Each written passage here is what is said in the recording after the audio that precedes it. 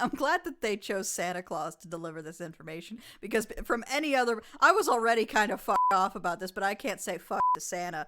If anybody else had tried to give me this information, I would have told them to fuck off.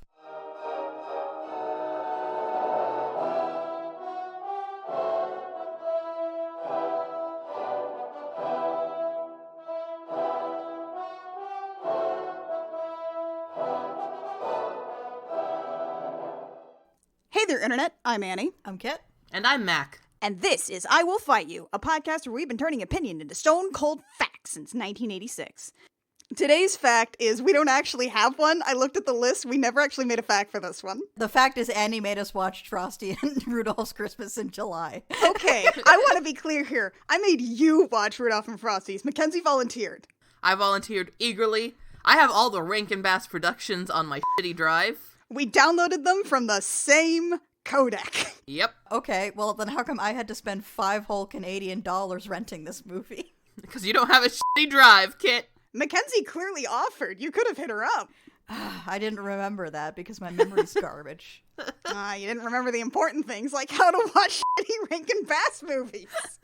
Oh, guys, dear friends, audience, we are watching Rudolph and Frosty's Christmas in July. We are discussing this today. It came out in 1979. It is one of the later Rankin Bass movies. There are only like a handful after this. This one was 15 years after the first Rudolph the Red-Nosed Reindeer movie kickstarted this whole animagic technique that Rankin Bass is known for. Right, and if you don't know what Rankin Bass is, think of like those things that you thought were claymation as a kid, with like Rudolph and the Dentist. They go on an adventure with the Island of Misfits. That's Rankin Bass.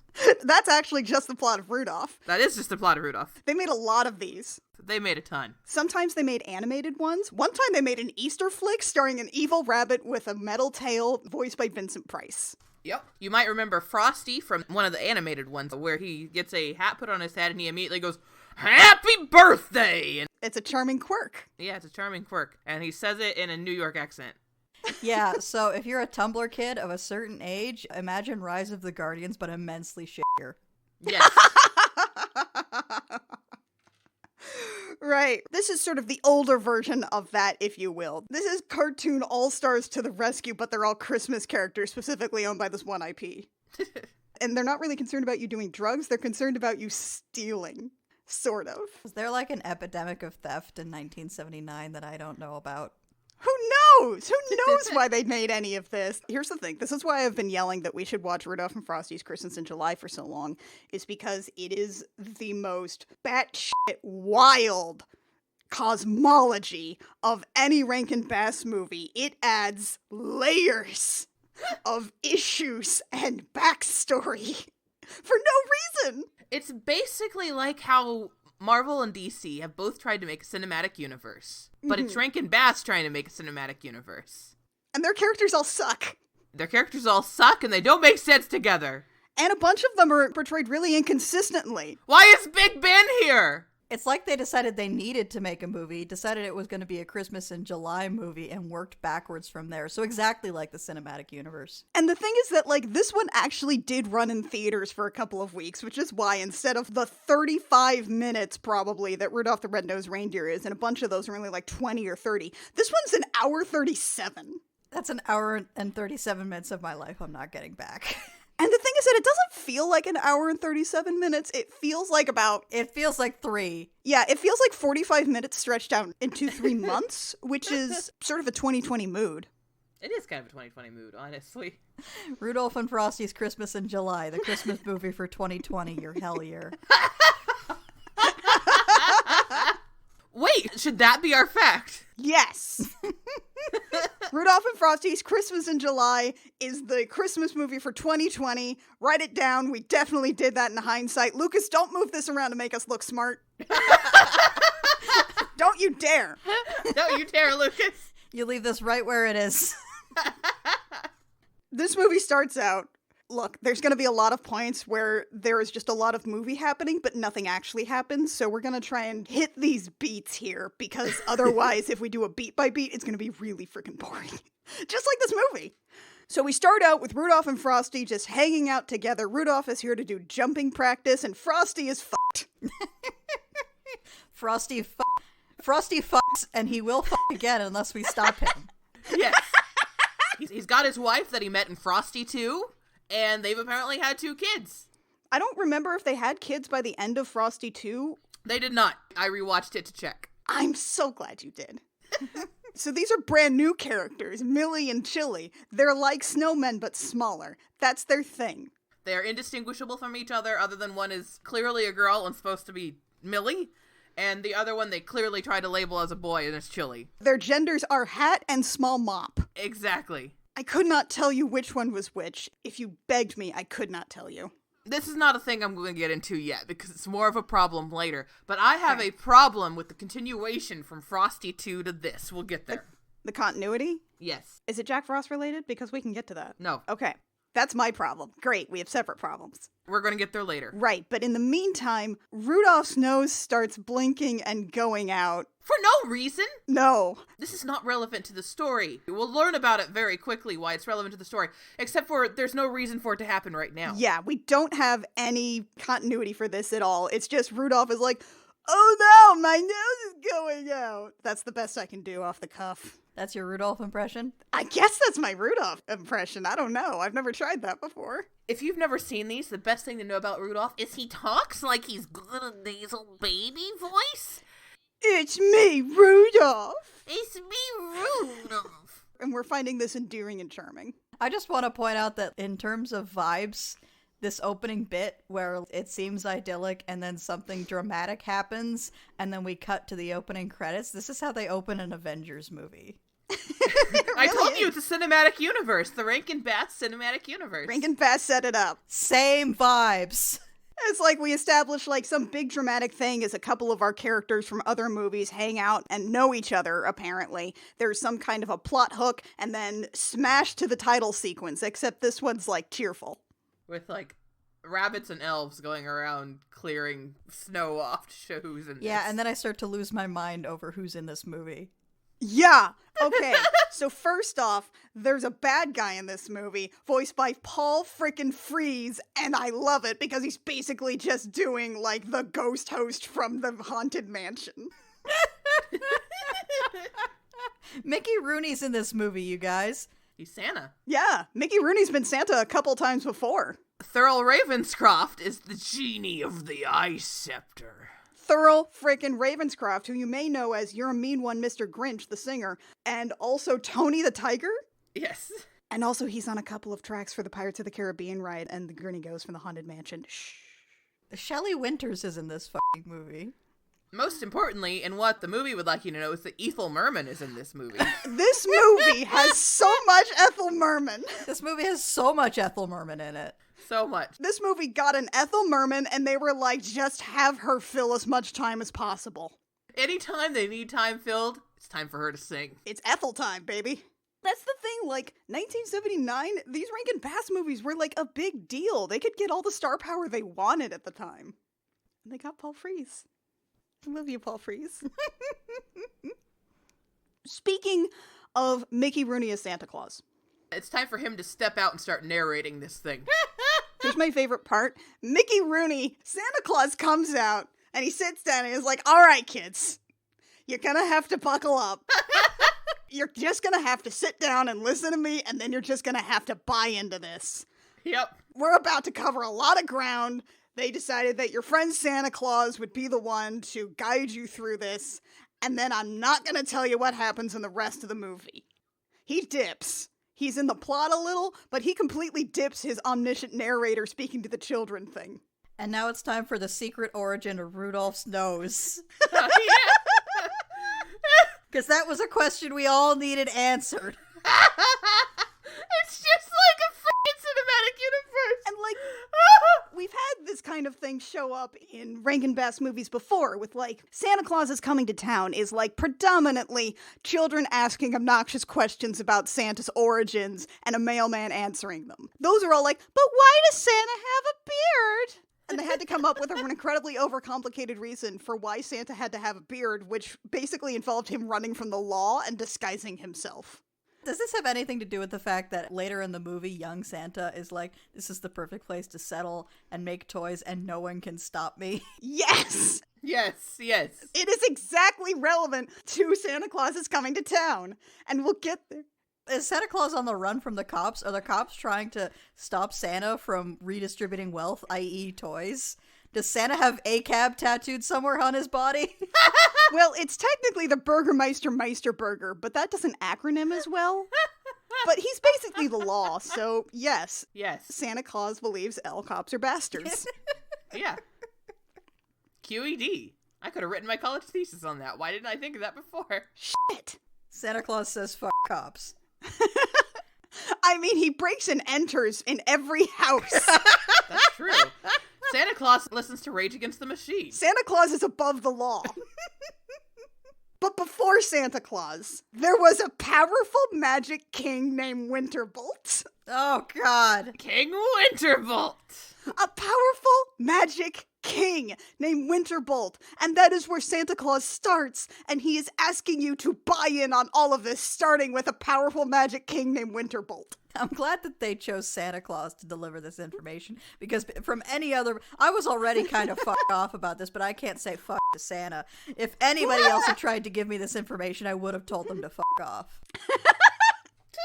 It's true. You can't say that cuss to Santa Claus. He's Santa Claus. It's only Santa who could have gotten away with it. So I was like, oh, I guess I have to roll with this. He is Santa Claus after all.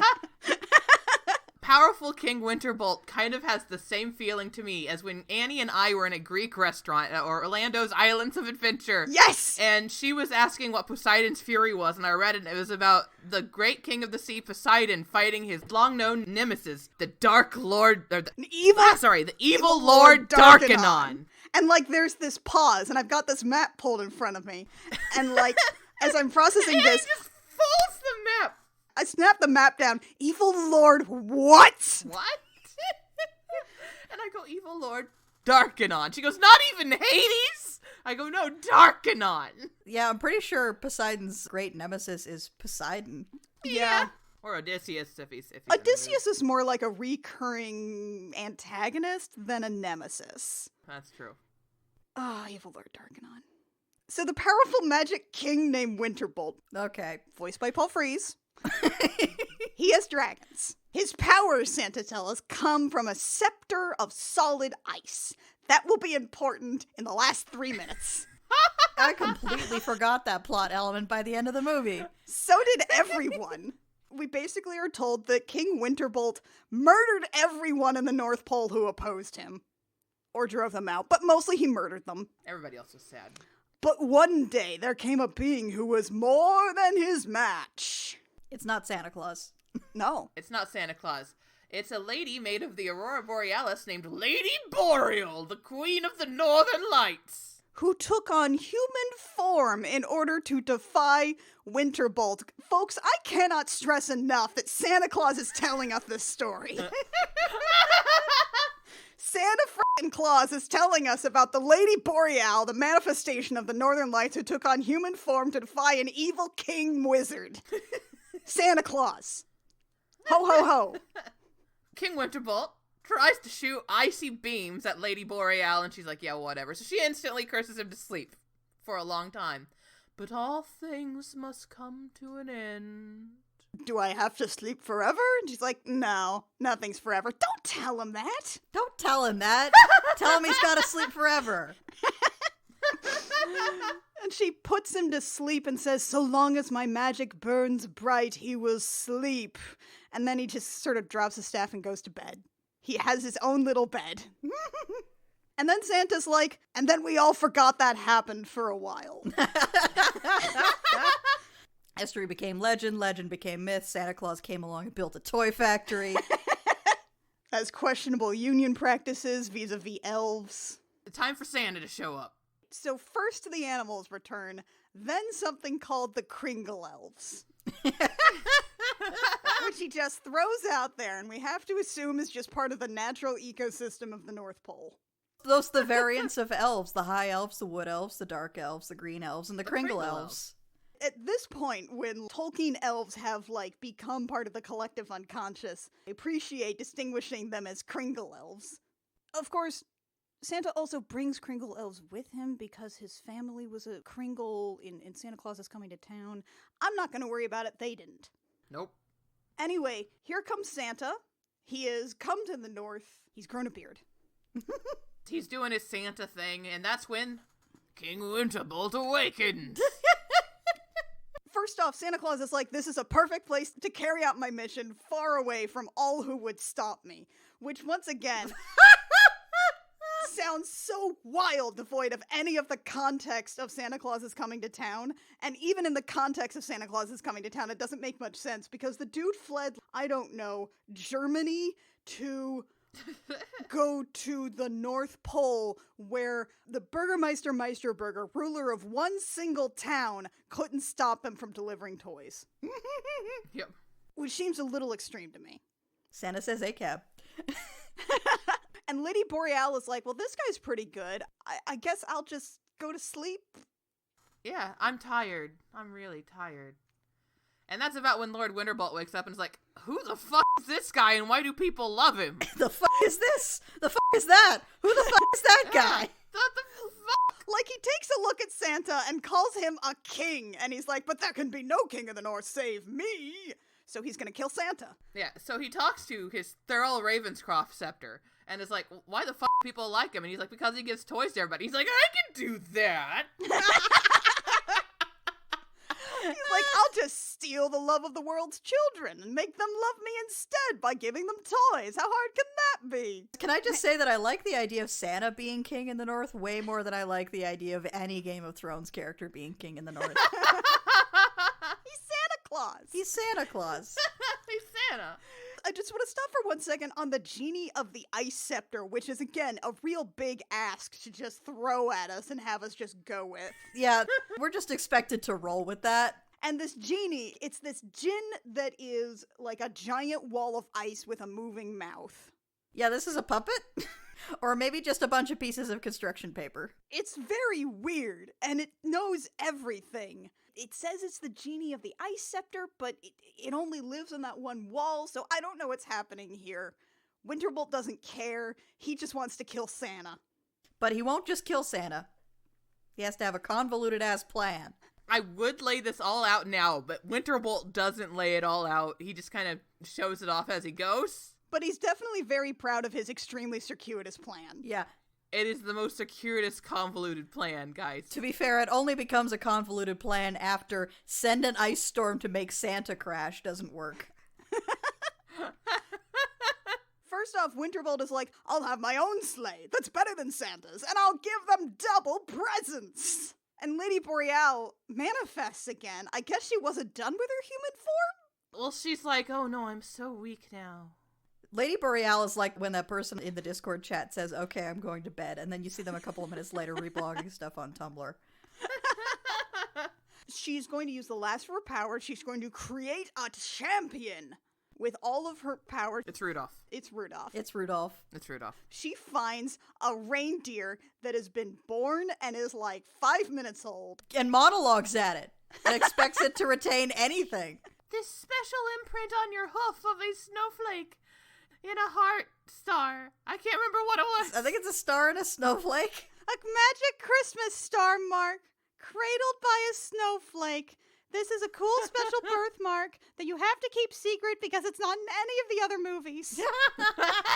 It's his cutie mark. Rudolph has a cutie mark on the bottom of his hoof. It's cutie mark. Yeah. Yes. On his, yeah. Which is interesting because that basically means that, I mean, hooves are essentially the equivalent of fingernails, right? So this is nail art that he's got. Yeah. Permanent nail art. Permanent nail art. Permanent nail art. And she's also like, if you ever do anything bad, your nose will never grow again. Oh, no. It's even worse than that. First off, somehow Lady Boreal's power makes Rudolph's nose glow. It was already red, she says, but now it glows. And if you are tempted, even once, to use your nose for an evil purpose, it will be extinguished forever. If you are tempted. And that's not even, like, how it works later in the movie. That's not even how it happened. Later in the movie, it's on extreme technicality. I'm confused by it not working in the opening bit. Was he tempted to do evil to Frosty's children then? what was going on in Rudolph's head? Was he just like, I could kill them? Look at those two small snow people. I could just score them with my antlers. I could just shine my nose at them and it would slowly melt them. I could pee on them. And it's not him, like, flying or anything. It's not him having wicked thoughts. It's him using his nose specifically. His nose, which, by the way, has one power, and it's glow. It creates dim light in a 30-foot radius. I feel like if you ever use your nose glow for evil came first, and then to make the plot of this movie happen, they're like, fuck, how do you use a glowing nose for evil? This has to be the most extreme technicality. And she explains all this to a baby who is 5 minutes old. Who can't even talk. And it's like, do you understand relative concepts of morality? Okay, bye. So yeah, that's the secret origin of Rudolph's nose. A goddess representing the northern lights gave him the power of a glowing nose to thwart the plans of evil King Winterbolt. They didn't cover this in the first movie. Secret ancient king of the north. They didn't cover this in the first movie because they really wanted to focus on Hermes' plot about dentistry. Yeah, exactly. They only had so much time. Again, this is just Rise of the Guardians, but immensely shittier. And again, Santa Claus is telling us this story. And we can't tell Santa Claus to fuck off. He's Santa. You know who we can tell to fuck off, though? Rudolph's dad, Comet. Oh, God. Yeah. He's the worst. He is the worst. It's true. He's barely in this movie, but, like, his voice came on, and I was instantly like, oh, God damn it. We'll name him Rudolph. Oh, no, his nose glows. He's a freak. So it turns out the foggy Christmas Eve, that is why Rudolph could lead the sleigh from the song Winterbolt made it to kill Santa. After Rudolph successfully completes his song, Winterbolt's like, this is my new rival. This is my nemesis. He is my opposition in this place. He's determined that this baby reindeer must die and must be humiliated before he dies. Side note, Rudolph is now younger than he was at the end of Rudolph. He's both smaller and with tinier antlers. And this is something that we have done proudly since Rudolph's Shiny New Year. Everybody liked the baby Rudolph model better, so we just pretend he never grew up. Yeah. Because he does become an adult reindeer man. By the end of the first movie, we cannot forget this. He has a full rack of antlers. And also a girlfriend. He went through puberty. But not anymore. Not anymore. No, it's fine. Don't worry about it. There's going to be a lot of those sorts of hand waves of, like, references to other Rankin Bass movies or retelling the plot of other Rankin Bass movies, where they're just like, don't worry about it. Just look at the visuals. Don't worry about it. It's fine. Because, I mean, they play the whole Rudolph the Red-Nosed Reindeer song. They play the whole thing as they're recapping the plot of the first movie, sort of. Don't worry about the toys. Don't worry about Hermie. The elves don't look like that anymore. It's fine. We're just padding for time. That's the whole movie. We gotta make it to 90 minutes. Anyway, back to the start of the movie. Fuck. 20 minutes later. Santa's like, did you get all that, kids? Rudolph is visiting Frosty. And his nose is going out. That's where we were at the start, yes. His nose is going out for some reason none of us can figure out. Frosty's just like, well, suck it up. Winterbolt's like, I don't know what to do about my rival, and the genie of the ice scepter. The nose starts going out, and Rudolph's like, my nose is going out. And Frosty's like, no, it can't do that. And Rudolph's like, you're right, it can't do that. It just lights up again. And we pan over to Evil King Winterbolt, like wiggling his fingers, going, why won't it go out? What was he doing? Why was he doing that? So he asks his genie for help, and the genie's like, well, I don't know, the North Pole is powerful or something. You gotta get the Rudolph out of the North Pole if you want to get the glow out of the Rudolph. But he only does it once a year on Christmas Eve. And he's like, what if we concocted some flimsy excuse for Christmas in July? It's time for Milton the Ice Cream Man to show up. Everyone's most favorite beloved character, Milton the Flying Ice Cream Man, apparently. Has this guy shown up before now in these movies? No. Okay, just checking. Absolutely not. He looks kind of like the mailman from Santa Claus is Coming to Town, but that's about it. I do like how you asked that question, and both Annie and I replied with very gravelly firm no. No! No! Never! Milton isn't a real character. He's an author-created OC. Okay, here's where we have to buy into this. Milton the Flying Ice Cream Man has a balloon, and what he does is he keeps ice cream at the North Pole, where it stays cold, because he hasn't heard of a refrigerator or a freezer. Then he takes the ice cream, flies it in the regular air, where it will probably melt by the time it gets there. He flies it in his hot air balloon, which is not known for its speed, down to the seaside for a circus. Milton arrives this particular July, and he lands, and he's looking kind of sad, and Rudolph's like, "Hey, Milton, how you doing?" And Milton's like, "Everything is terrible!" And Yeah, Rudolph and Milton are apparently longtime friends, and Rudolph refers to Milton as a million laughs. We're just, like, hastily backfilling this character. wait till you meet him. He's a million laughs is said at least 3 times, if not 12. Seriously, Frosty's wife comes out and she's like, "It's time for dinner. It'll get warm if you leave it too long. Get it because we eat cold stuff because snowmen." He's like, "No, I have to meet this person who's a million laughs." Rudolph says he's a million laughs. Don't you want to meet someone who's a million laughs? And then Millie and Chili go, "Yeah, Mom, he's a million laughs." Also, I appreciate how you said Snowman like it was like a last name. It's Frosty and Crystal Snowman. The Snowmans. The Snowmans. Snowman. Your neighbors, the Snowmans. It turns out Milton is actually horrifically depressed. And he's like, "What's wrong, Milton?" And he's like, "I'm in love." And he unrolls a circus poster. And they're like, "You're in love with a whole circus?" Which is actually a good bit. Yeah, It is a good bit. it's a pretty good bit. Milton's like, "No, I'm in love with the tightrope walker, Lane Lorraine." Her mother owns the circus. And then we get a song. And then he has a song. Ugh. Wait, no, Frosty and Crystal have a song first, then he has a song, I think. There's 15 songs in this. They are all forgettable. None of them are good. None of them are Heat Miser, Snow Miser songs. None of them. None of them even None of them. approach Heat Miser, Snow Miser.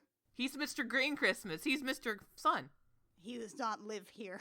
He doesn't live here. There is no joy here. We miss Heat Miser. We do.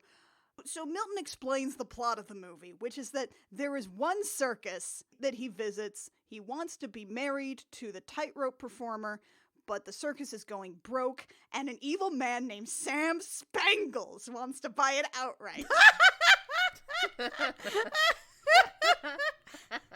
Just taking a minute to appreciate Sam Spangles.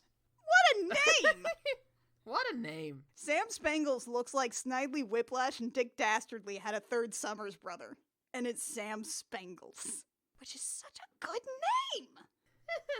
The circus is going broke. Winterbolt hatches an incredibly complicated scheme.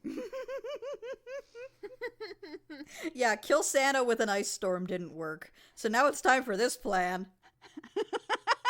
Which is his backup plan. This is plan B. Yeah. Plan B is to get Rudolph out of the North Pole by getting him to go help his best friend Milton, who is not in any other of the cinematic universe, to go and save the circus so that Milton can get married to Lane Lorraine after her mom Lily Lorraine stops worrying about the circus. But that's not all. Yeah, it will just get more elaborate as time goes on. We're just starting there. I'm just laying that out as the baseline. We're starting with Winterbolt using his magic crystal ball that can see everything to whisper into some snow and then blow on it, and that gives Milton an idea somehow. And he's like, "Wait a minute, I know ridiculously famous people, why don't you come to the circus?" So he invites Frosty, because Frosty would make the circus better too, but Frosty's like, "No, we'd Milton in an instant," and so Winterbolt's like, "Shit." Winterbolt didn't account for this. Whoa! I am a Guardian old godfather angel. man. I am a good godfather man. It's me, a good guy. A good guy. He straight up says, "I will help." And then he cackles evilly, and the kids are like, "Ha ha ha ha ha ha." Like, this man is obviously a villain. And he gives Frosty a sigil of the 4 Fs.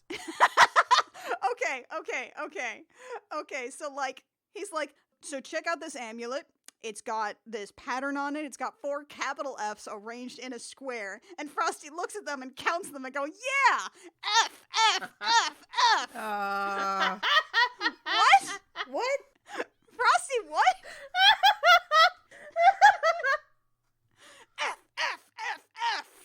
It's like that sketch from Saturday Night Live where they're moving F to the front of the line, and just before he gets there, they cut out. Because what follows after the front of the line is UCK. No, Winterbolt says that this amulet, the 4 Fs stand for Final Firework Fades on the 4th, which is when they die. This is when they die. I feel like I should point out the main tension of this movie is, will Frosty the Snowman and his wife and 2 little children die horribly? That's what the narrative tension of this movie rests on, is their horrible, horrible deaths. Because they want to see a firework, something you can't get anywhere in the world, aside from this one circus. Children should see fireworks. The whole movie, Frosty is like, wait, this seems like a bad idea. We're probably going to die horribly. I've died before. I died in Frosty 1. It's not great. Wouldn't recommend it. Frosty's like, well, I mean, even with this, I don't really feel comfortable going because we have no safe way to get back before the final firework. So Evil King Winterbolt's like, shit, again. And he whispers into his cloud and controls Santa's mind. Yeah, no. They go talk to Santa about this whole plan to get permission because he's the king of the North Pole. Winterbolt can actually touch Santa's mind, which seems fake to me. Seems like it could make his whole plan less convoluted and just make Santa, like, walk off a cliff? Or something? Eat a bad batch of cookies. I don't know. And then Frosty makes the fatal error of assuming that because he needs to get somewhere on time, absolutely positively, then he will rely on 2 senior citizens to come pick him up. Never make this mistake. Kit says as if they made this mistake. I mean, granted, it's not an age thing. I've been abandoned by people in sketchy parts of town that were my age. Santa Claus is like, okay, so how about this? I've got this magic sleigh that, like, defies time and space or whatever. You guys hang out, watch the fireworks, and I will fly by and whisk you away back to the North Pole by the time the last firework fades. Sure. Sure. No way that'll go bad. Because, you know, going up against a clock has never, ever been a problem before. Then Milton decides to sing a song about how much he wants to marry his girlfriend, which is a refrain of a song that Frosty and Crystal sang for no frickin' reason about 5 minutes ago. Yeah, this movie has a deep heterosexual agenda. There are a lot of songs about being old and happily married together as heterosexuals. All of the songs are love songs. I don't know why. Every single one. Even the songs that aren't actually, like, set up as a song that they would be about love, they are about love. Sometimes a circus is like having a man. Yeah, all of Lily's song. Lily doesn't seem to be married. All of Lily's songs are about love. Yeah. And how she loves her guy. Are these just a bunch of songs they bought? Like, were they in somebody's back catalog and they're like, shit, we need songs? So they just bought whichever songs hadn't been recorded yet? Probably. Probably. One can assume, honestly. Yeah, probably. Also, the meter on this song that Frosty sings to Crystal is off. It's all bad. This is only the first of, I think, several Frosty and his wife songs. Yeah. Don't care for it. But they all go to the circus. They're all at the seaside. And it turns out the circus is owned by the best character in the movie. Lana Lorraine. She's a cowboy. She fires her guns indiscriminately in the air when she's excited. Right next to her daughter's ears. Don't worry, folks. We find out at the end of the movie that they're blanks. They've been blanks this whole time. Don't worry about it. Don't worry about it. It's okay. No one can really talk to her because she fires guns right next to their ears, so they can't hear shit anyway. This is Ethel Merman, by the way. This is Ethel Merman, and the movie does not want you to forget this ever! So they will just continually toss songs her way. Constantly. At one point, she advises her daughter not to marry the ice cream man because she says, if there's one thing I've learned, is that you can't live on banana splits. I don't know what that means. Lorraine has had a life. She runs a circus now. She dresses like a cowboy every single day. It's during this span of time that not much happens in the film. Nothing happens. They talk about circus stuff. They roam. There's a parade. The big plan is to show Frosty and his family off and Rudolph at the circus so that they can get a ton of money. We're gonna keep cutting back to the circus plot in between Winterbolt doing things. Winterbolt is scheming a lot in this movie. Winterbolt has so many schemes. One of which, Winterbolt goes to get my favorite character.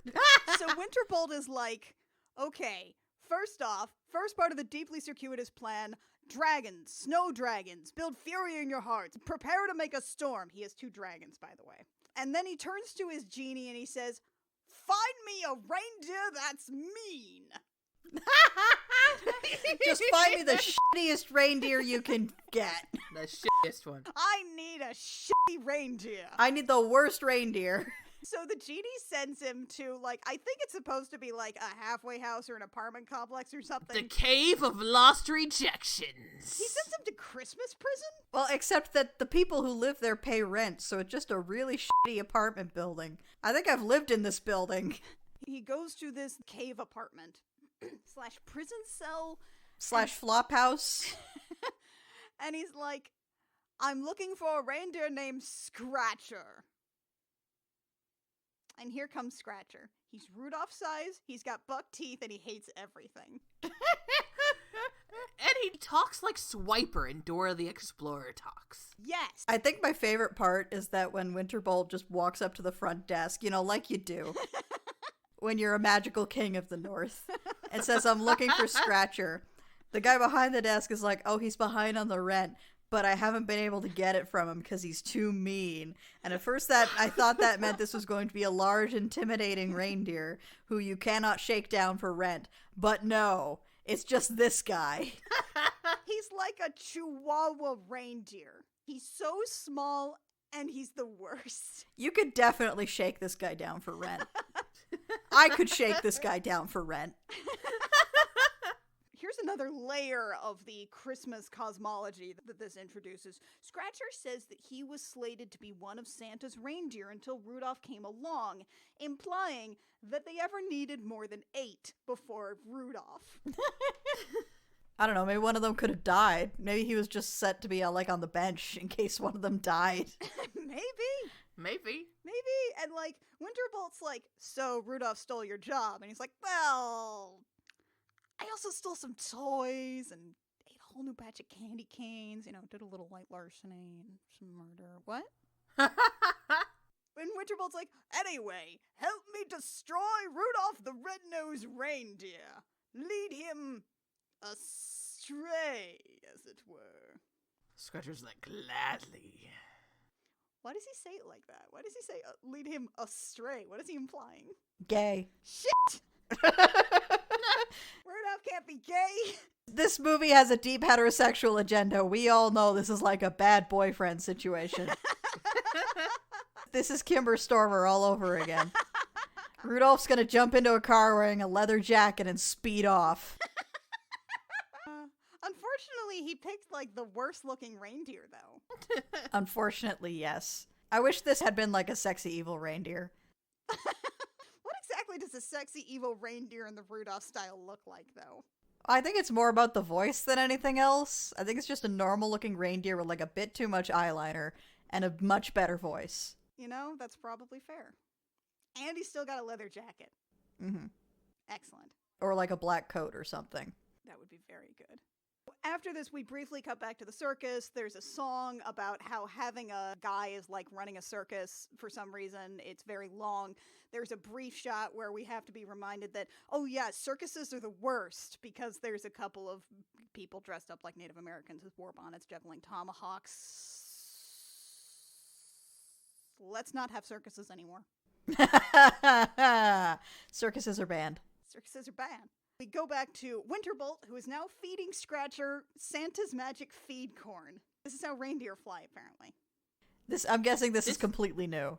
Actually, it is not. It's actually a thing in Rudolph's movie. It's something that they have to eat to actually learn to fly, even though they learn how to jump, though Rudolph doesn't seem to need it anymore. That's true. We never see Rudolph eating the magic feed corn. I also want to point out that during this, I don't know where it is in this movie. This part of the movie's soup. But at some point during this movie, Ethel Merman, who playing a character who, near as we can all tell, is completely single, possibly divorced, possibly widowed, sings a song about adversity is whatever as long as I've got my man, and she doesn't have her man. Oh yeah, that's the circus song. There's some subtext there. But Ethel Merman sings the hell out of it. Ah, she's Yeah. great. I don't know what Lana Lorraine's backstory is, but I want to know. Winterbolt sends out Scratcher to go zap to the extreme and turn Rudolph gay. We cut back briefly to the North Pole where Santa and Mrs. Claus talk about going on vacation, and then I think they have a song reminiscing about Santa Claus is coming to town. Yeah, they look back on their long, happy marriage, which heterosexual agenda. Santa Claus is Coming to Town is a great movie, though. It's the best Rankin Bass movie. You should definitely watch it. I'm not watching it. I'm pointing to the audience, kid.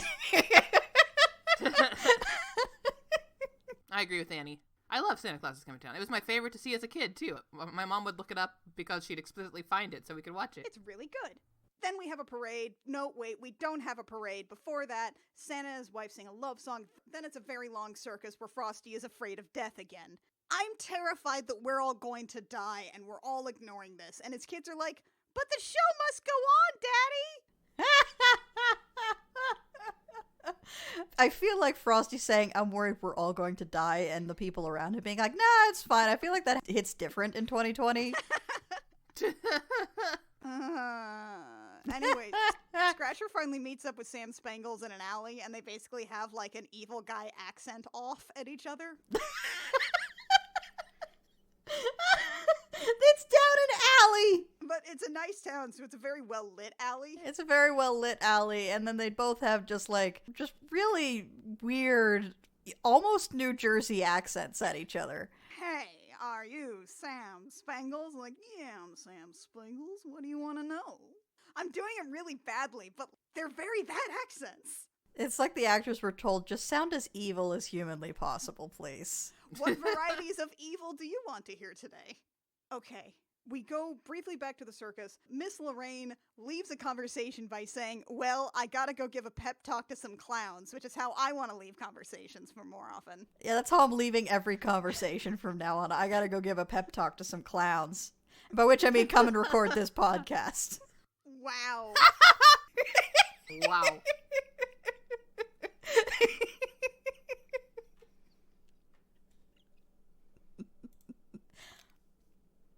It's very rude. It's like when I called you guys pals during DMD. Wow. I mean, Mackenzie, can you believe this shit? I can't. Honestly. The opportunity was there. I had to take it. Did you? Did you? What the hell? I did. Honestly, we do so much. This is payback for me calling you guys pals during date me. Yeah. Apparently, that was an overture of friendship, and here we are now. Thing called clowns. Yeah. You can't guilt trip me. You're nowhere near the realm of my mom. My mom will blow you guys out of the water with guilt trips. All right, if that's what you think. So, Scratcher shows up. Rudolph is like, oh, I remember you, Scratcher, which is definitely not how that would happen. But I guess he knows Milton the Ice Cream Man, so he's like... We're just using Rudolph to, backfill every, Frosty knows no one. Frosty is friends with no one, but we're using Rudolph to backfill every relationship in this movie. Frosty's been too busy f***ing his wife. Oh, God. He's like, can you give me a job? And Rudolph is like, I guess we could use some more manual labor. Rudolph walks away, but before he gets out of earshot, definitely before he gets out of earshot, Scratcher's like, sucker.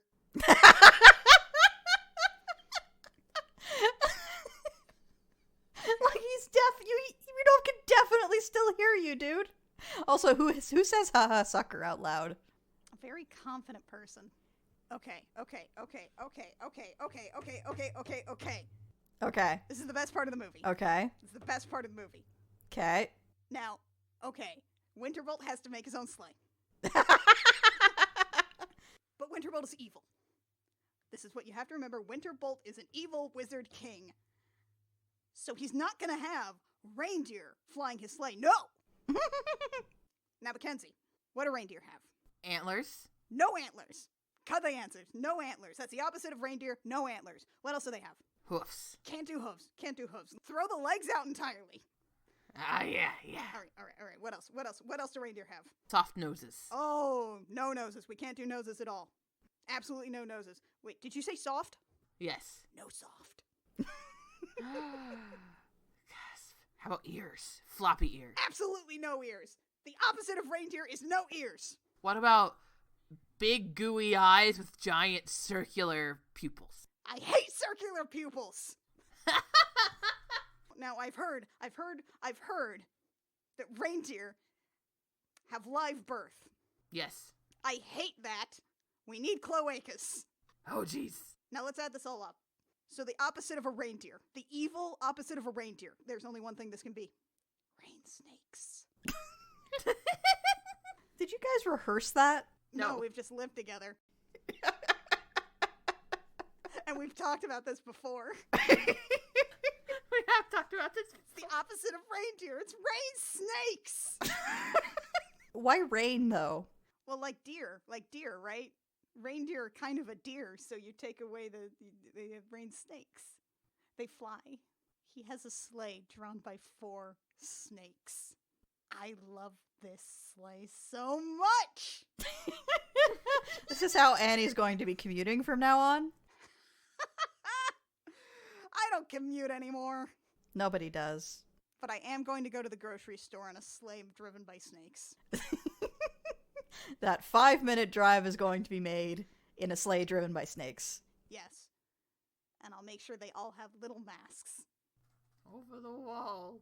Slink away, slink away, slink away all! So he came out of cryostasis, and he looked up A Visit from St. Nicholas, just so he could do this bit. Okay, so we're cutting back to the circus. We're actually going to start focusing on the circus now a little bit, because there is plot happening there now. It is the 4th of July. I thought for a while this was the single day they had this circus, which is a terrible way to run a circus. But I think they have at least 2 nights of circus. Which begs the question, were they gonna advertise that Frosty was there the whole week? Because he wasn't gonna be. You should have stopped that question earlier. Did they advertise? Did they advertise, I guess, is another question. Because it sure seems like they showed up like 2 days before showtime. So I think their whole advertising was that one parade. They did have elephants in jaunty little suits, so that will take you pretty far. It's very easy to get people's attention with a gigantic animal in a jaunty suit. I will concede that point. That's why people like Mr. Hurst. That's why people like Mr. Hurst. It's because he's a gigantic animal in a jaunty little outfit. The circus is ongoing. Everything seems to be going fine. Scratcher comes to find Rudolph and says Miss Lorraine wants him to get something out of the trailer, but it's dark in there. This is how they reverse engineered how Rudolph could use his glowing nose for evil. Scratcher doesn't have any opposable thumbs with which to operate a flashlight. Hey, Rudolph, come use your nose to help me do a crime. This is what it means for it to lead Rudolph astray, by the way. Not talking him around into being like a bad dude, because you'd have to concede that Rudolph is capable of bad things. No, you have to trick him into doing a crime. Which, like, Lady Boreal, I don't know if this counts. This is an extraordinary technicality. Yeah. I don't think this counts. You mentioned that if he's ever tempted to do something evil, he wasn't tempted here. He thought he was doing the right thing. Yeah, like if we're going purely on the psychology of the thing, he never did anything wrong at all. No. This raises some interesting philosophical questions that are not going to be addressed throughout this movie. Nope. You know what, though? I think I'm starting to come around to why Rudolph's glowing nose is so powerful. None of the reindeer can have flashlights. That's true. None of them have thumbs. They don't have any thumbs. They just have to wander around in the dark. And it's dark a lot in the North Pole. You think reindeer just kind of like wander off cliffs and stuff during winter? Yeah, almost sure. These reindeer definitely do. We delay this plot point like 3 times to, I guess, build tension. Of Rudolph being like, yeah, whatever, I'll help you later. Somebody read a book on how to, like, write a feature-length film, and then just turned all the advice into bullet points and made sure to check off each one. We also cut back to Santa and Mrs. Claus, who, remember, we're going to fly down and pick up Rudolph and Frosty and whatever, so Frosty's family doesn't die horribly. Yeah, you know, the tension of this movie. Well, Winterbolt created another really big storm. He had his dragons make a big storm. Oh no, who could have foreseen this would happen? Santa and Mrs. Claus, they get stuck in the eye of the storm. Yeah, and I don't know how long it's gonna be. It's okay, Mama. We'll find our way out of here. It's okay, honey. We've gotten through worse. I'm not sure they have. I mean, Santa has already defeated a winter wizard before. It's true. But he just did that by making friends with him and giving him toys, and I don't think Winterbolt wants toys. So then they just decide, well, I guess we'll just fly to the ground and go by land. And he hates it. We cut back to the circus. There's a bit where Lorraine, like Lainey Lorraine, the young one, is like on the high wire, and she's like, oh my god, I forgot my parasol. That's my balancing thing. I'm gonna die. So her mom just casually strolls out and hands it to her. And then walks back without it. It's like, I told you, make a list. This character is the best character in this movie, and I wish we had more of her. Can she just, like, do a showdown with Winterbolt? Can that just be the whole movie? Technically, I think she did. It does solve the problem in the end. She is the best character here. Also, like, can we just appreciate that this bit has no effect on the rest of the movie whatsoever? It's just kind of here. Her being on the high wire doesn't have anything to do with anything. It's just, I told you to make a list. And just walks back. But why, though? I don't know. We're just padding for time here. They were like, we need a bunch more, like, 10-second bits. And Ethel Merman was like, I have an idea. Like, the Frosties come out to do their little performance. They're like, the family that slides together abides together. And they're like, Dad, you never say that. What the hell was that? And then he's like, well, I guess I could tell you that if Santa doesn't get here soon, we're all going to die horribly. And then they go on with the show. Frosty is the only one who is terrified of dying. Then they're like, oh, is it time to do the crime now? And no, it's time for Rudolph to show that he can burn off some fog. Yep. He's a flying reindeer. He just has to fly. Yeah, like, I feel like the flying is sufficient. Except for people are very unthrilled by the flying later. Yeah, they are not pleased by the flying later. Also, Rudolph keeps referring to it as jumps, despite the fact that it's clearly flying. Okay, now it's finally time to do a steal. Sam Spangles dresses like an old-timey cop as part of this micro-circuitous plan that is a smaller part of a larger circuitous plan. So he finds a leather suitcase inside Miss Lorraine's hut, her shed, whatever, her office. There is a leather suitcase full of money and receipts that they need to not go bankrupt. They're going to take it to a cop, so the cop will take it to the bank. Don't do that. Don't give money to cops. Don't give money to cops, especially if it's like money that you need something done with. Yeah, they have license to just seize whatever they want. Don't do that. Don't do that. And then, in order to make Rudolph actually do the crime, Scratcher just trips and is like, oh, I twisted my foot. Hoof. And Rudolph goes, from that small trip? And he's like, yes. He could not more clearly be lying. Rudolph's like, oh, I believe you then. So Rudolph takes the money to give to Sam Spangles, the fake cop. And that's his crime. That's his crime. That's his crime. That's the crime for which he loses his powers, the act of ultimate evil that causes him to lose his powers given to him by Goddess of the North. It's that he was tricked into handing a suitcase full of money to a guy disguised as a cop. Lady Boreal, I've got some suggestions. Yeah, we got some notes. I'm not sure this works. I've got even more later, Lady Boreal. Now it is time for the circus finale. It's a big, long rockin' around a Christmas tree. It's long and it sucks. It's very long and it's very terrible. I feel like Rockin' Around the Christmas Tree was a dated song when this movie came out. It feels it, doesn't it? It feels it, yeah. Yeah. When did Rockin' Around the Christmas Tree come out? Hang on. Is Rockin' Around the Christmas Tree ever delivered on its promise of rocking? No, Because I feel like it has never rocked. it has never rocked. This is saying 2012. That can't be right. 1960. So Rockin' Around a Christmas Tree was 1960, you said? 1958. 1958. Brenda Lee. 21 years.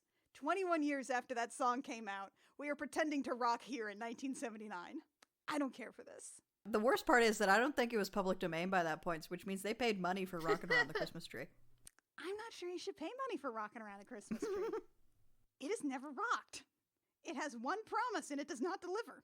Oh god, this is the part of the movie where like all the plot happens, but it's still just the worst.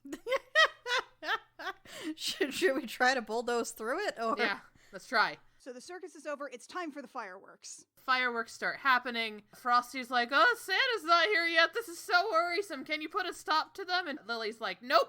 Once I've lit the fuse, it can't be put out. Even if there was like torrential rain, it would not put out these fireworks. Flash to Rudolph as Lily goes to pay the cops money. I love the fact that we are like, okay, so the fireworks, they are now a countdown to Frosty's death.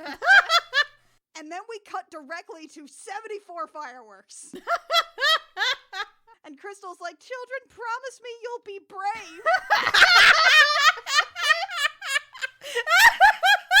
She says this. This is like the incinerator scene in Toy Story 3. This movie's for children! Promise me you'll be brave as we die, children. They see a sleigh off in the distance. They're like, oh, it's Santa. And Rudolph shows up and squints is like, that isn't Santa. His sleigh's being pulled by snakes. Rain snakes. 91 fireworks. Winterbolt lands. And they're like, oh, it's the fairy godfather. And he's like, no, I'm evil King Winterbolt. I'm like, oh, we really should have seen this coming when he was cackling the first time. Frosty's like, can you please extend everything? And Winterbolt's like, on one condition. Rudolph has to promise that he will never reveal that he was tricked into giving a fake cop circus money. This is apparently the thing that, like, that's the thing that actually turns his nose off. Everything hinges on this. So it's entirely based on how Rudolph is perceived? Yes, apparently. Because what he's doing is sacrificing himself for his friends. Yeah, I don't think that's an evil act. If Rudolph tells people that he was tricked, then his nose powers will come back, apparently. So this is entirely temporary magic consequences. This is more philosophically obtuse than fucking Hegel. So Frosty will die if Rudolph tries to tell people that he didn't on purpose give circus money to a fake cop. I love that sentence. What the fuck? The reason this is so convoluted is because they were too cowardly to have Rudolph have a character flaw. Yeah. Right? Like, you could have just had a thing where, like, he stroked Rudolph's ego or something and been like, you don't need anyone, you're the star. Like, this happens all the time in cartoons. But no, Rudolph cannot have a flaw. He's Rudolph. He's pure. Long story short, Rudolph agrees. His nose can no longer glow. Frosty and his family are saved. And Frosty's like, Rudolph, you've sacrificed so much for me. And Rudolph is like, I love you, buddy. Crystal's like, I don't want the children hanging around thieves, Rudolph. Right. Frosty never tells his family what happened. Because if he does, they're fucked. Apparently. Because they will die. Also, Rudolph's weird little cutie mark hoof is gone. Yep. Okay, so this is the point where we go to the next night at the circus? I think. I think. Maybe it's later. It's hard to tell. Are they doing 2 shows a day? Was the first one a matinee? I just don't know. Maybe it's the next night. I don't know, but Rudolph is on stage and they're like, boo, you're not dissipating fog with your nose, boo! And You're just flying, boo! he's like, I can still fly, and they're like, boo! He's a flying, talking reindeer! Boo! If he can't burn off fog with his nose, fuck him. He goes out of the performance. The ice cream man and his high wire girlfriend are there. I think they were just making out, judging by their poses. Probably. Rudolph, how could you? He's like, I don't know. And he's like, goodbye, Rudolph. Goodbye for good. Milton, like, tries to defend Rudolph. He's like, Rudolph would never have done it without reason. And Lena is like, how dare you do this to my mother? And Milton's like, okay, well, never mind. She's hot. Bye. Hoes before bros, Rudolph. Heterosexual agenda. He's like, goodbye forever, Rudolph. And it's like, I'm going to miss this friendship so much, ice cream man. We've never met before this movie. So Rudolph goes to sulk by the ocean waves, which is when another friend from another movie shows up. Who the fuck is this? Oh my god. This is Big Ben the whale. What? Okay. So first off, I just want to point out real quick that during Rudolph's very sad song that he sings, he sadly takes down a whole bunch of newspaper clippings and photos from his wall, which are just like, it's so melodramatic, it tickles me. In his dressing room, which he has. Yeah, he has a dressing room. Also, I think he puts red glitter on his nose. Either that or he's snorting red cocaine. I looked away from the screen for a minute, and I didn't want to rewind to double check, because that would mean listening to more of this song. It's a bad song. It might be the worst one. It's also definitely a love song. It is. It is another love song. It's a breakup song. So, Big Ben the Whale. What you need to know is that there is a movie called Rudolph's Shiny New Year. Which was again told in hindsight and apparently takes place the exact same Christmas night that Rudolph flew Santa's sleigh. Okay. It takes place that same night. Santa gets a letter from the Manifestation of Time, who was voiced by Red Skelton. What? Yes, the Manifestation of Time, voiced by Red Skelton, Okay. says that the baby New Year for the next year has gone missing, and Rudolph is the only one who can track him down. So Rudolph travels with a whale with a clock in his tail named Big Ben to the Isles of Time, where all of the fragments of the last years have gone. He travels to Stone Age, picks up a caveman. After the caveman and a bunch of dinosaurs sing a song called It's Raining Sunshine, he picks up a knight from Camelot, which is real. He picks up Benjamin Franklin. Is this just Bill and Ted's Excellent Adventure, but with Rudolph? A little bit. Yes. And they have to find the baby New Year, whose name is Happy, because he is going to be eaten by a 1,000-year-old vulture to become immortal. So the baby's name is Happy New Year? Yes. Okay. And so this is Rudolph's old friend, Big Ben the Whale, from when Rudolph saved time and space. Okay. Without having slept after saving Christmas for the first time. Okay, so it's possible a lot of that didn't happen, and he was just really looped on the sleep deprivation. Honestly, yeah. He has a conversation with Big Ben the Whale, and it amounts to nothing, right? Yeah, basically. It does end with Big Ben go, no time to explain, I gotta swim like thunder, and then he quickly swims away. To South America! Yeah, like Rudolph says, this is why I'm sad, and he recaps the whole movie up to this point, because the screenwriters were looking at their watches and being like, no, we need like 5 more pages here, dude. And after that, Rudolph's like, and now I'll never get my nose back, and then Big Ben's like, not necessarily. I've got to leave now. Bye. I gotta swim like thunder. Whatever that means. Thunder, known for swimming.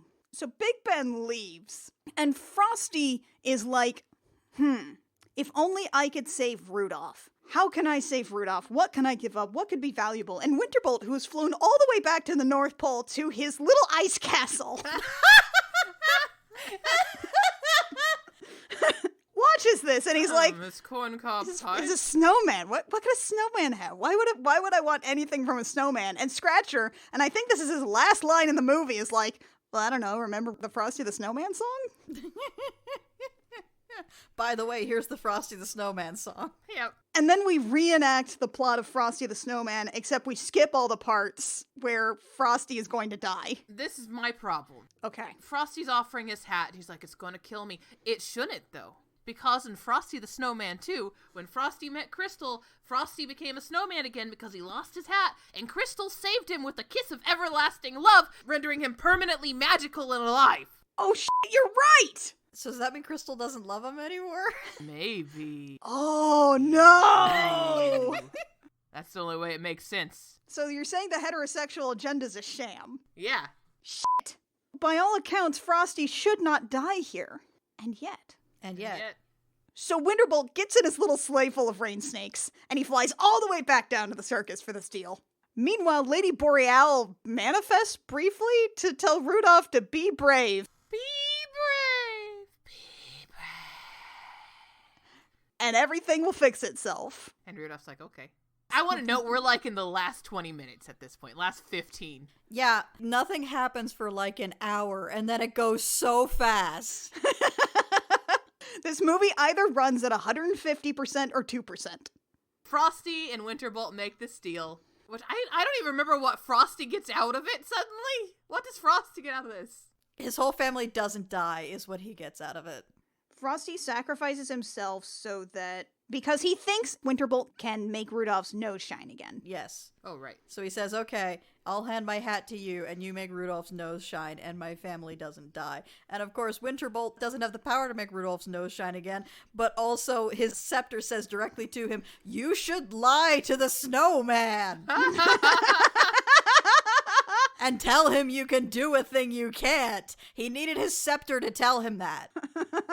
Now, Frosty is also a colossal idiot. Yep. This is true. So the scepter can say this and he'll be like, happy birthday.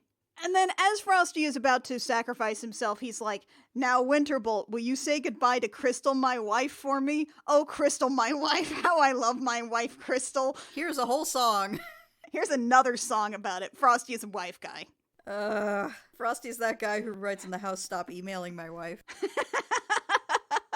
So Winterbolt takes the hat, Frosty turns back into a snowman, Rudolph is gonna fight Winterbolt, Crystal and the kids come out and find Frosty dead, and she says, don't look, children. What the fuck? These kids are gonna be so traumatized. These little snowman children. This is so grim! Also, Winterbolt can fly now. He's never needed the rain snakes. The sleigh was just a vibe. And what a vibe, though. So Winterbolt flies off, Rudolph flies after him, or I guess Rudolph does his jumps, I don't know. Rudolph is attacked by rain snakes. Rudolph just deals with it. Eventually they end up elsewhere, and Rudolph's like, come out, or Winterbolt's like, come out. No, I don't even know what's going on. Rudolph's like, come out. There's snow? Yeah. It's snowy for some reason? Snowy? Are they back in the North Pole? I don't know. I don't know where they are. Is it like a desert, but it's cold? I don't know. There is a moment where Winterbolt puts Frosty's hat on his giant oversized head, and it's very cute. And Rudolph says, come out. Winterbolt's like, come get me. Rudolph just smacks into him and knocks the hat off. And Rudolph saves the day, and immediately his nose starts glowing again. Now, is the nose glowing because the hat has that power, or just because he was quote-unquote brave? I think it's because he was brave, because he's like, it worked! Lady Boreal was right, I guess? I guess. So, it wasn't the act of bravery of sacrificing himself for a friend that did it. It was the act of bravery of sacrificing himself for a friend that did it. In the end. More accurately, it was the bravery of doing a violence. It was the bravery of punching an old man in the face. An old evil wizard king. So I guess Lady Boreal could have just done violence to him to start with. Yeah, why didn't she just kill this guy? Like, I'm not like one of those, like, why didn't they take the Eagles to Mordor type people? But seriously, why didn't she just kill this guy? I feel like all of the problems of this movie are predicated on Lady Borealis just not having the guts to murder a dude. You should have just murked the wizard. We wouldn't have had to watch this movie if you just murked the wizard. Nope. So we go back to the circus. Rudolph rushes back. We don't see it because what we see is everybody's gathered around Frosty sadly. Because he's about to die. Because Frosty is dead. He is dead. Frosty's dead. Frosty is a dead snowman. Frosty's functionally dead. When suddenly an Irish cop and Rudolph show up. Yeah, Rudolph has stopped by to get a cop. Specifically an Irish cop. I don't know why. Because cops are Irish, I guess. And the Irish cop is like, oi! Is this movie permanently stuck in the 30s? Yes. Here's your money. Dirty Harry had come out by the time this movie came out. Where does this Irish cop stereotype coming from? Here's your money. Rudolph's a saint. Here's your hat. The snowman's alive again. I'm arrested, Sam Spangle. That's not even Irish! Mackenzie, this accent's amazing! Don't ask me to do accents. I can't do them. I know, I love this! An Irish cop from the Bronx, I guess. It will eventually he'll be Russian. All of Mackenzie's accents drift toward Russian after a while. And so the cop is like, okay, here's all of the misunderstandings cleared up. And then Rudolph brings Frosty back to life, and he's like, oh, thank goodness, we're such misfits. No, you're not, Frosty! Rudolph's the misfit! Frosty, everybody loved you from the moment you were born! Oh my god, no, they sing the We're a Couple of Misfits song from Rudolph the Red-Nosed Reindeer, the original special. This song was about Rudolph and Herbie the elf who didn't want to make toys. He wanted to be a dentist. Who, by the way, is not in this movie. At all. Here's the thing. Nobody remembers Hermie the elf. I hope he has a very successful dental practice somewhere. And also, Rudolph and Frosty, at this point, they are both celebrated, beloved folk figures. They saved a circus by their mere presence and clout. How are they misfits now? It's sort of like how the celebrities that are like performatively weird. See, I likened it to like 50-year-olds writing punk rock for teens. Yeah, that sounds about right. You can't ride this misfit train anymore, Rudolph. You save time and space. So they sing this song. It's really long. It's really, really long. It's terrible. It might be the longest one in the whole film. It sure feels like it. Winterbolt appears. And that's when Lily draws her guns and she's like, haha! And Lainey is like, Mama, those are just blanks. So first off, why hasn't anyone just tried to shoot Winterbolt before? Well, because the only guns are loaded with blanks. I refuse to believe that Miss Lorraine does not have just loaded guns back in her trailer. This is true. She has like at least one shotgun. At least. She's like, Mama, they're loaded with blanks. And she's like, but the guns are made of iron because Miss Lorraine knows how magic works. Yep. And she just throws the fucking guns at Winterbolt. And it shatters his scepter made of ice. This is the only time in the history of fiction that throwing the gun has worked. And Winterbolt's like, no, when my scepter breaks, I turn into a tree. Okay. Like, what? Which he does. He does. This has never been part of anything in the movie. Santa missed this part. Santa skipped over this and I feel betrayed. Yeah, Lady Boreal, I feel like maybe you should have tried breaking his fucking staff. I feel like it would have taken less energy to break the staff than it would have been to put him to sleep for all those years. Because it's not even like a reversible thing. This is just an evil magic snow king who turns into just a tree. Or maybe he was a tree to start, and then he got a magic staff? Maybe. It's not very clear. It's very clear. Santa, you skipped something. But he's a tree now, I guess. He's a tree, apparently. Winterbolt is dead. Yep. Also, the amulets that were protecting Frosty's family don't work anymore. So now they die. Oh shit, they're dead. They turn a corner and there's 4 puddles. With, like, woolen hats on them. They're super dead. They are mega dead. And everybody cries, but don't worry. Here comes Big Ben the whale. Oh my god. He's got Jack Frost with him. Because he went to South America. Rudolph is like, only a winter Christmas wind from the North Pole could fix Frosty. Because, like, I think that's how Frosty came back to life after melting the first time in the first movie. And Jack Frost is like, yo, I'm here. Winter goes to South America. During the summer of the North. I don't think that's how it works. Sure it is. Don't worry about seasons. Yeah, I mean, it is how it works in the Southern Hemisphere, but... I mean, yes, technically that is how it works, but I don't think winter travels south. And it doesn't go specifically to South America. No. There are other countries and other continents on the Southern Hemisphere. Many of which experience winter. But this is regular America, so we have to go to South America. Ah! Also, can we take a moment to appreciate that, like, Frosty and Crystal and the kids wouldn't have, like, melted to water instantly. They would have slowly melted. And the attendant body horror with that revelation. Oh, yeah. I seem to recall watching the first Frosty movie, there is definitely a slow melt that Frosty experiences. Oh, yeah. Okay. Okay, so yeah, just imagine Crystal reassuring her children some more and telling them to be brave. Telling them to be brave, children. My legs are gone, Mommy. Again, Toy Story 3 incinerator. Except they actually die. We fulfill that promise of the incinerator. Frosty and his family die slowly and painfully. Can we talk about how the main source of tension throughout this movie is we have to prevent Frosty and his family from dying horribly, and then they die horribly? It's like it's a promise fulfilled. Also, it's the fact that, like, all of this is completely needless. This is needless death. Frosty did not have to come. They could have gone by on just Rudolph alone on this circus. Rudolph, an animal who does not die in the sun. Yeah, and then Rudolph, the asshole, was the one who was like, no, Frosty should come along. And the kids are like, but we want to see fireworks. And Frosty never sits down and explains to them, really make sure they get it, that when you go somewhere where it is warm, you die. Again, deciding to risk your life and the life of others so you can go to a ephemeral fun event, it's different in 2020. You can get fireworks anywhere, Frosty. Santa Claus probably makes fireworks. Speaking of Santa Claus, remember when he was in this movie?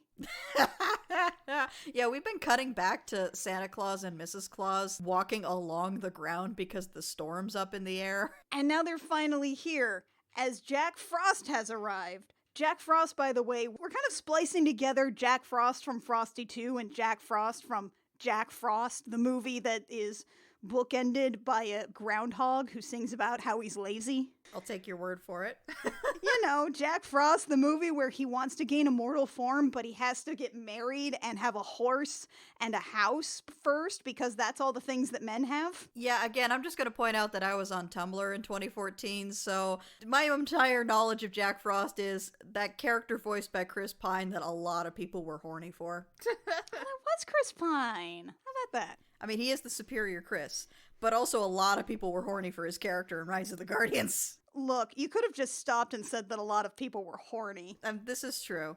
This was Tumblr Yeah. in 2014. Yeah. And nobody wanted to ship him with a rabbit, so, like, they started shipping him with Elsa from Frozen. Right, because they both have ice powers. Yeah. And everyone figured out at the same time how to, like, splice cartoon characters together in GIFs. But also some people shipped him with a rabbit. Right. It was either going to be him or the Tooth Fairy, and come on. Nah. Jack Frost blows the Frosty family back to life with his breath. Just, that's how he does it. The phrase blows them back to life is not good. No. I don't like it. But that is literally what happens, and I cannot explain it any other way. I know. I don't care for it. Right, so Frosty, who fucks, is blown back to life. Okay. And he will fuck again unless we stop him. And then everybody's really happy. Well, Santa finally shows up. He takes Frosty and fam back to the North Pole. And I love the way that they are seated, which is the Frosty family sitting in the sleigh, and Jack Frost is now promised to just sit there and exhale on them for the entire trip back to the North Pole. Also, because they were puddles, when Jack Frost blows them back to life, God, I hate that. When Jack Frost blows them back to life, they are halfway buried in the ground and have to be dug out. Yep. Which I don't think is how that works. No, puddles don't go that deep. Rudolph decides he's going to stick around because I sometimes miss not being with Santa. I don't know how that sentence works. I don't either. Like, that's what he says, but I don't understand how it works. He's like, I'm going to hang around the circus because I miss not being with Santa. So he's going to live at the circus now. Yeah, sounds like right? it. I don't know. Anyway, Santa is extremely irresponsible and gives an entire circus magic flying feed corn. That's a terrible idea. So now the circus can fly.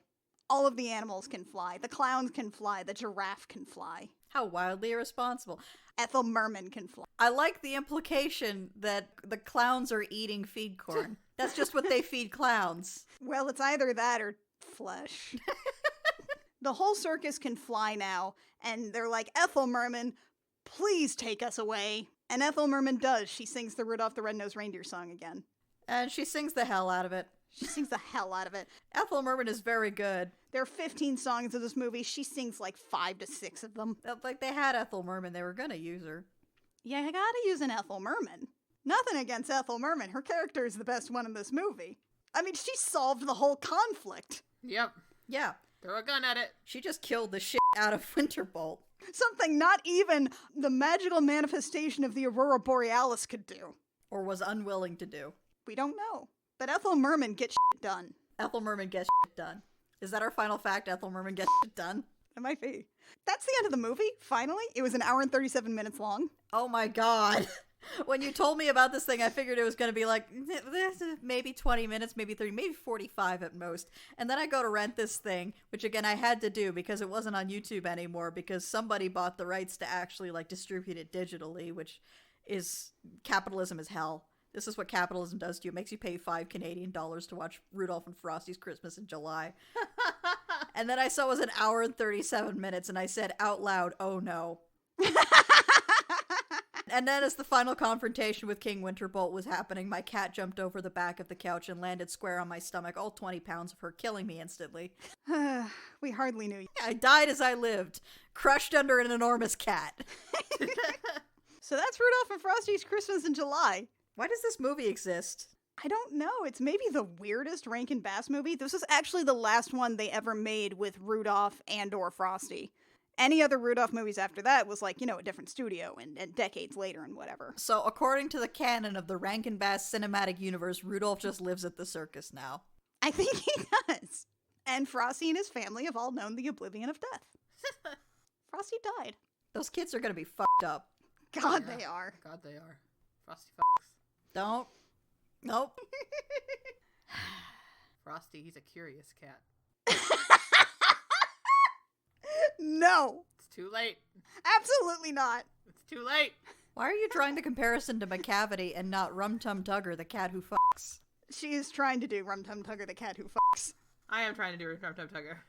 It's just that, well, look, Frosty hasn't done any crimes. No. Broken every human law. McCavity has committed tax fraud. The song literally starts with Rum Tum Tugger is a curious cat. Don't you fuck with me. That's true. Yeah, right, sorry. I got it mixed up in my head because I got fixated on Bomb Ballerina, because of course I do. Yeah, of course you did. Yeah, I was watching that with Annie, and the moment Bomb Ballerina came up on stage, she was like, I understand. Well, you did predicate the whole thing by saying, so cats made me gay. And I was like, oh, I see. This tracks. I'm talking about the stage show DVD, by the way, audience.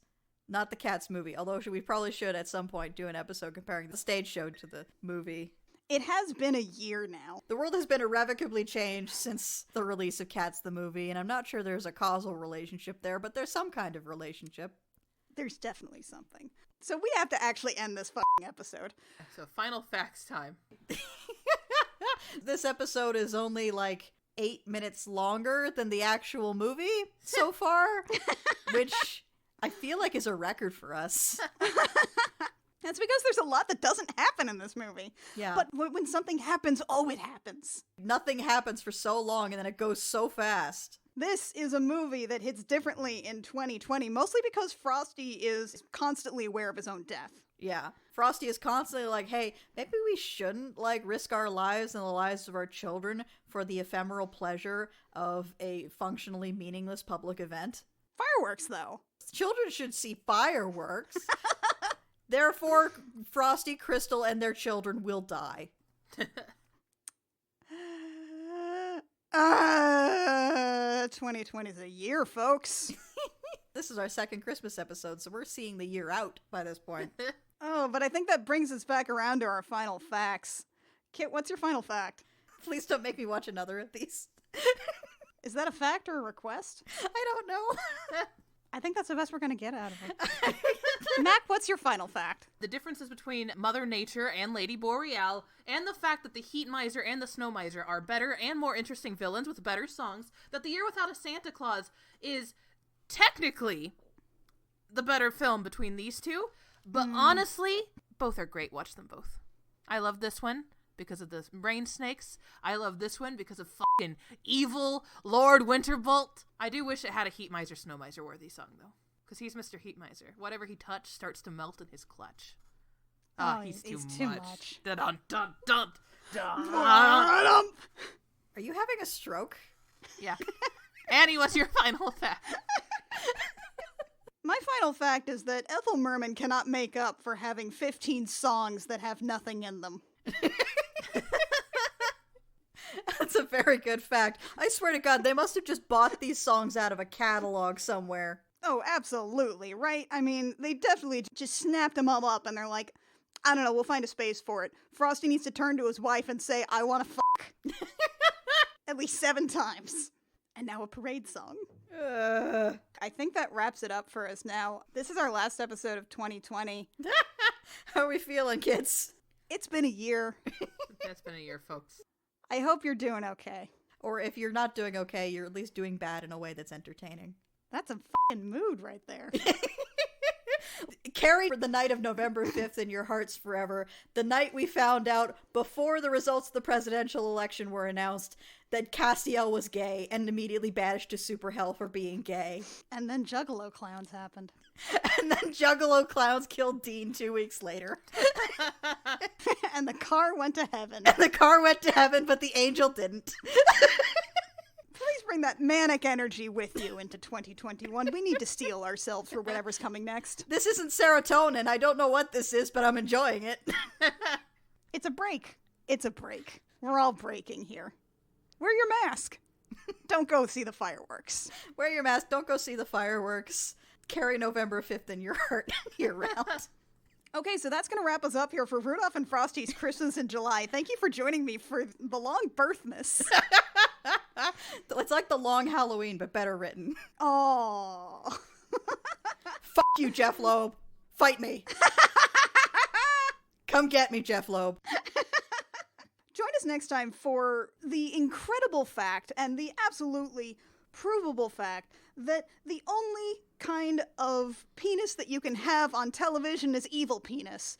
That's right, we'll be talking about Outlander, specifically season 1. Clea! All the... Not that one, not that one.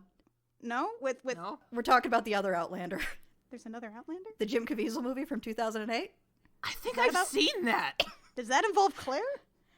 No. No. Claire! Not to my knowledge, no. Does anyone yell Claire? No. What about Jamie? No, can't say, no. There's a guy named Boromir. There's a guy named Boromir. Yeah. Faramir? No Faramir, just Boromir. He's very drunk. That's his entire character, is he's drunk. And this isn't about the television show with a whole bunch of rowdy Scots. No, this is about a movie that came out in 2008. Ron Perlman's in it? Spiritually, it came out in 1999, but physically, it came out in 2008. It's not available on VHS, but it should be because that's its native format. Okay, so what fact are we proving? Jim Caviezel needs a new agent. Well, join us when we discuss Outlander, not that one. Until then, I'm Annie. I'm Kit. And I'm Mac. And we have fought you.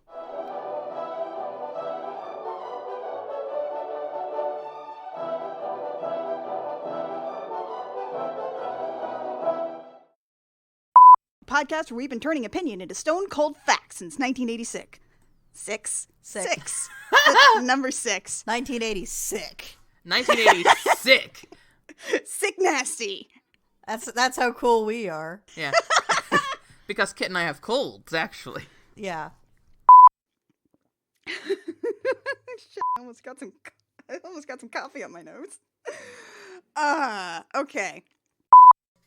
It's actually really hard for me to say Burgermeister Meisterburger because there's a drive-in burger chain here called Burgermaster. Huh. We just call it like Burgermaster Masterburger. Masterburger sounds dirty.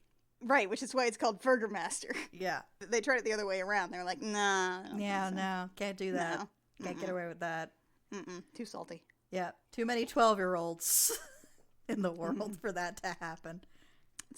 It's the exact same reason that you can't call Pac-Man Puck-Man. Well, hopefully you guys will get back into space next weekend, and we can do some book club. Yeah, I don't know. Maybe we'll just fiddle fart around on the planet for Yeah, another maybe 3 you'll hours. maybe you'll just fart around on the planet some more. You know, the universe might be ending, but you guys will get to the plot eventually. I'm back. We've got to do some hot yoga first and invent the printing press. You guys want me to DM hot yoga? I refuse.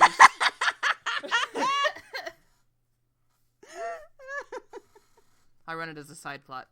Excellent. I want to know what stats would correspond to doing good at hot yoga. Well, you have to like stretch, so I would assume acrobatics. Yeah, dexterity would be a big part. But also there'd be con saves because of the heat. Right. Only Any those two. strength, you think? Strength No. checks? Not really. I doubt it. Yeah. Okay. Where were we?